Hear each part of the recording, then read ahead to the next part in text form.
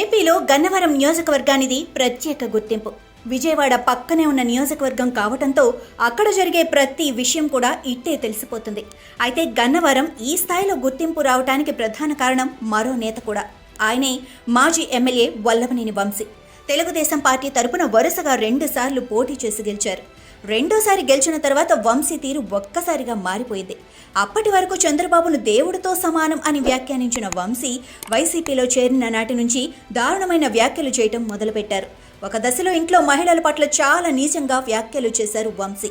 గన్నవరంలో చంద్రబాబు, లోకేష్ కలిసి పోటీ చేసి గెలిచి చూపించాలని సవాల్ విసిరారు.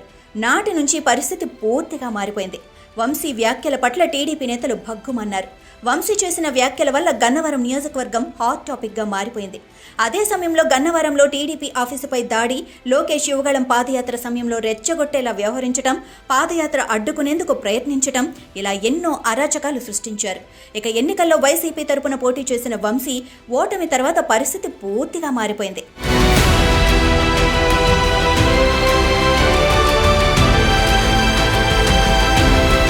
వంశీ ప్రస్తుతం జైల్లో రిమాండ్ ఖైదీగా ఉన్నారు.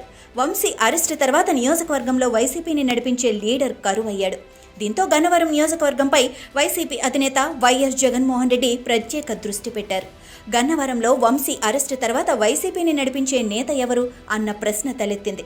దీంతో నియోజకవర్గం ఇన్ఛార్జి బాధ్యతల నుంచి వంశీని తప్పించి మరొకరికి అప్పగించాలని జగన్ భావిస్తున్నారు.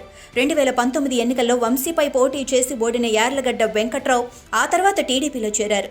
2024 ఎన్నికల్లో పోటీ చేసిన యార్లగడ్డ ఎమ్మెల్యే అయ్యారు. ఇక వంశీ అరెస్టు తర్వాత వైసీపీ కేడర్ డైలమాలో పడింది. నడిపించే లీడర్ కోసం ఎదురు చూస్తోంది. దీంతో స్వయంగా రంగంలోకి దిగిన జగన్ గన్నవరం నియోజకవర్గం నేతలు, కార్యకర్తలతో సమావేశం కానున్నారు. నియోజకవర్గం బాధ్యతలు చూస్తున్న మాజీ మంత్రి పేర్ని నానితో చర్చించారు. వంశీ స్థానంలో దుత్త రామచంద్రరావు కుమార్తెకు నియోజకవర్గం బాధ్యతలు అప్పగించే అవకాశం ఉన్నట్లు తెలుస్తోంది. అదే జరిగితే మరి మా పరిస్థితి ఏమిటని వంశీ అభిమానులు ఆందోళన చెందుతున్నారు.